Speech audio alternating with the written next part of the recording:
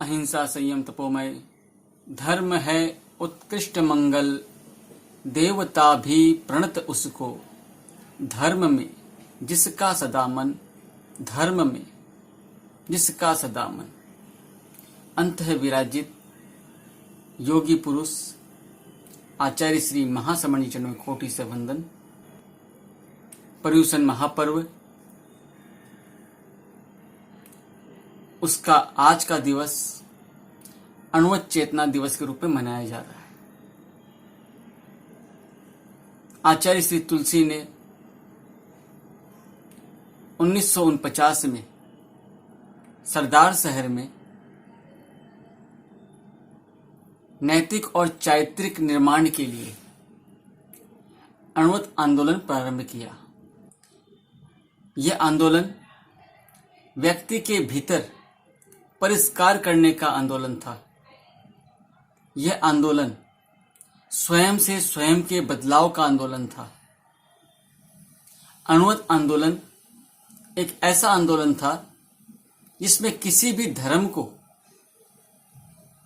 किसी भी मजहब को मानने वाला इसे अपना सकता था। आचार्य श्री तुलसी ने एक नारा दिया था, निज पर शासन फिर अनुशासन। यह अणुव्रत हमें निज पर शासन की बात सिखाता है, हमें स्व कंट्रोल की बात सिखाता है, हमें स्वयं के भीतर बदलाव की बात सिखाता है। जब तक हम अपने भीतर बदलाव नहीं लाएंगे, तब तक देश में बदलाव नहीं आ सकता। हमें अणुवत के द्वारा उसको अपनाकर अपने जीवन में परिवर्तन लाना है। अणुवत का यदि बड़ा रूप देखें हम, तो साधुओं के लिए तो महाव्रत है और श्रावकों के लिए 12 व्रत। यह 12 व्रत छोटे छोटे नियम ही तो है। छोटे छोटे व्रत के द्वारा हम सीमाकरण करते हैं। जब तक हम सीमाकरण नहीं करेंगे, तब तक विकास का मार्ग प्रशस्त नहीं हो सकता। कौन से विकास का मार्ग? आध्यात्मिक विकास हो या सामाजिक विकास हो, हर विकास के लिए कहीं न कहीं सीमाकरण आवश्यक है। हर देश में, हर राज्य में बॉर्डर होता है और हम उस सीमा को पार करने पर कभी वीजा की आवश्यकता पड़ती है, तो कभी टोल टैक्स की आवश्यकता पड़ती है। उसे पार करने के लिए हम अणुव्रत के नियम अपनाएं। यदि किसी कारणवश वो खंडित हो जाए, टूट जाए, तो हम उसका प्रायश्चित लेकर उसे ठीक कर सकते हैं, उसे परिष्कृत कर सकते हैं।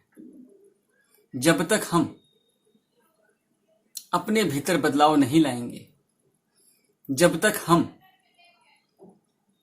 सेल्फ कंट्रोल नहीं कर पाएंगे, तब तक सारी बातें बेमानी है। हम भौतिकता की चकाचौंध की दौड़ में दौड़े जा रहे हैं। उस हरिण की तरह जिसे रेत में दौड़ते हुए दूर में पानी दिखाई देता है, लेकिन वो दौड़ता जाता है, पर वहां पानी नहीं होता, उसे आभास होता है। हम भी आगे बढ़ने की होड़ में दौड़ तो रहे हैं, लेकिन हम आगे बढ़ पा रहे हैं क्या, यह प्रश्न चिन्ह है। यह चिंतन करने की बात है। जब तक हम इस पर चिंतन नहीं करेंगे, जब तक हम इस पर मनन नहीं करेंगे, तब तक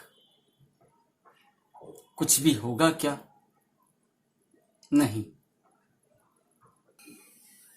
बचपन में मैंने एक कहानी सुनी थी, आपने भी सुनी होगी, पढ़ी भी होगी। शेर और चूहे की दोस्ती की कहानी।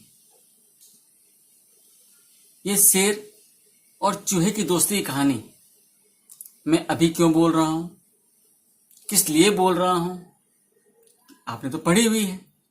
फिर भी मैं बताना चाहता हूं कि ये शेर और चूहे की जो कहानी है, ये दोस्ती की कहानी है। इस शेर और चूहे की दोस्ती की कहानी हमें प्रेरणा देती है, हमें आध्यात्मिक प्रेरणा भी देती है। जंगल में शेर सो रहा था, मस्त मौसम था और शेर इतनी मस्त नींद में सो रहा था कि उसे पता नहीं कि कोई चूहा उसके शरीर के ऊपर उछल कूद कर रहा था। कहीं से चूहा घूमते हुए आया था, चूहे को भी ध्यान नहीं, उसे भी भान नहीं, वह शेर के ऊपर उछल कूद कर रहा था। अचानक शेर की नींद खुली, उसने देखा चूहा मेरे ऊपर कूद रहा है। उसे गुस्सा आया और उसने चूहे को पकड़ लिया। चूहे ने शेर से विनती की, राजन, आप तो जंगल के राजा हो, आपका शरीर इतना बड़ा है, मेरे से आपकी भूख नहीं मिटेगी, मुझे प्लीज माफ कर दो, प्लीज मुझे छोड़ दो। बार बार विनती करता रहा चूहा। तो शेर को तरस आ गया और शेर ने उसे माफ कर दिया। और शेर को तब चूहे ने कहा, राजन, जब भी आपको मेरी आवश्यकता पड़ेगी सहयोग करने आ जाऊंगा। शेर सोचा, आज तो खुद की जान बचा रहा है और मेरे सहायता की बात कर रहा है। शेर जंगल का राजा था, उसे अपने ताकत पर अभिमान भी था। हम समझे इस कहानी में जो अभी तक का पार्ट आया, उसमें शेर ने चूहे को पकड़ने के बाद भी उसके विनती पर उसे माफ करते हुए उसे छोड़ दिया। जैन धर्म में सबसे बड़ा दान अभय दान बताया गया है। इस जगह शेर ने चूहे को अभय दान दिया। चूहे ने जब कहा कि राजन, जब आपको मेरी सहयोग की अपेक्षा पड़ेगी तो मैं आपके लिए उपस्थित हो जाऊंगा, तो शेर को अहंकार आया। ये अहंकार, अहम की भावना, मैं ही बड़ा, यह कर्मों को प्रगाढ़ करता है। काल चक्र की तरह समय बीता। कुछ समय के बाद फिर वही सुहाना मौसम, फिर वही मस्त ठंडी हवाएं, और शेर उस समय भी सो रहा था। लेकिन फर्क ये था, इस बार शेर शिकारी की जाल में फंसा हुआ सो रहा था। जब शेर की नींद खुली तो खुद को उसने जाल में बंधा हुआ पाया। चूहा घूमते घूमते संयोगवश वहां पहुंचता है। वह देखता है कि शेर जाल में फंसा हुआ है। चूहे ने शेर से कहा, राजन, मैं आपकी कुछ मदद कर दूं, इस जाल को काट दूं? तो डूबते को तिनके का सहारा होता है। शेर ने तुरंत हां कर दिया। चूहे ने सारा जाल कुतर दिया और शेर मुक्त हो गया। शेर जाल से बाहर निकल गया क्योंकि चूहे ने जाल को कुतर दिया था। हम यह भी समझे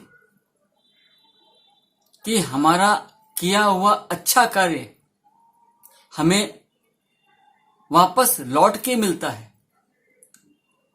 शेर ने चूहे को अभयदान नहीं दिया होता तो क्या शेर उस जाल से निकल पाता? नहीं। चूहे को अभयदान दिया था तो उसके अच्छे योग बने और चूहे ने वह जाल कुतर दिया। उस दिन से शेर और चूहे की दोस्ती हो गई।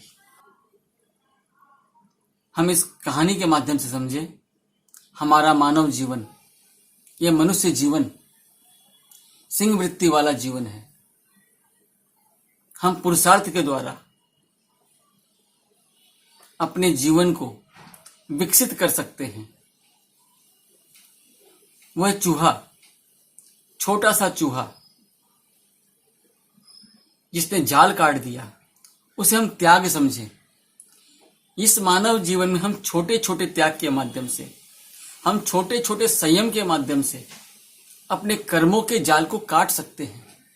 अपने कर्मों को काटकर खत्म कर सकते हैं। लेकिन उसके लिए हमें अहम को छोड़ना पड़ेगा। उसके लिए हमें त्याग करना पड़ेगा। उसके लिए हमें छोटे छोटे नियमों को, छोटे छोटे व्रतों को धारण करते हुए अपनी आत्मा का कल्याण करना पड़ेगा।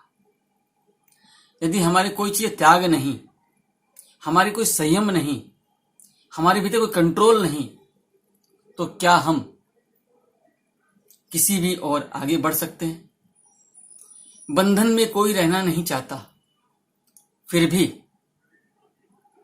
विवाह के समय गठबंधन करते हैं। रक्षा के लिए रक्षा बंधन होता है, फिर वहां बंधन क्यों? बंधन का अर्थ सिर्फ बांधना नहीं, बंधन कहीं ना कहीं सुरक्षा का भी काम करती है। यदि रोड पर सिर्फ हरा सिग्नल हो तो क्या सड़क का परिवहन सुचारू चल पाएगा? नहीं। उसे कंट्रोल करने के लिए हमें लाल सिग्नल भी देना पड़ता है, ताकि रोड पे जो परिवहन चल रहे हैं, गाड़ियां चल रही है, उनका भी कंट्रोल हो। रास्ते में बम्पर होता है, एक्सीडेंट्स को कम करने के लिए कई जगह पे बम्पर बनाई जाती है। यदि बंधन नहीं होता, सीमाकरण नहीं होता, तो क्या हम अपने आप को व्यवस्थित कर पाते? नहीं। हम कई बंधन को तो जो स्वार्थ के लिए लाभदायक होता है उसे अपनाते हैं, लेकिन कई बंधन से हम बचना चाहते हैं। यदि बचना है, संभलना है, तो हमें अपने कर्मों के बंधन से बचना चाहिए। हम ना जाने कितनी बार,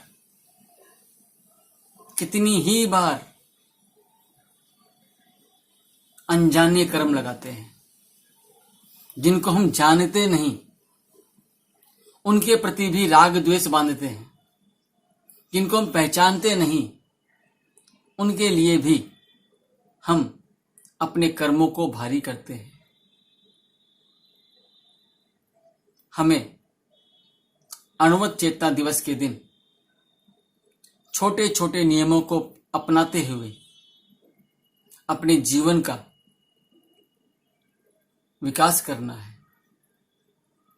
अणुवत के नियम है क्या? वो छोटे छोटे नियम ही तो है, जिसमें बताया जाता है मैं चोरी नहीं करूंगा, मैं झूठ नहीं बोलूंगा, मैं हिंसा वाली प्रवृत्तियों में सहयोगी नहीं बनूंगा। मैं जो बात में समाये वैसे पेड़ नहीं काटूंगा। यदि अणुवत के छोटे छोटे नियमों को अपना लिया जाए तो देश ही नहीं, राष्ट्र ही नहीं, पूरे विश्व का कायाकल्प हो सकता है। पूरे विश्व में एक नई क्रांति आ सकती है।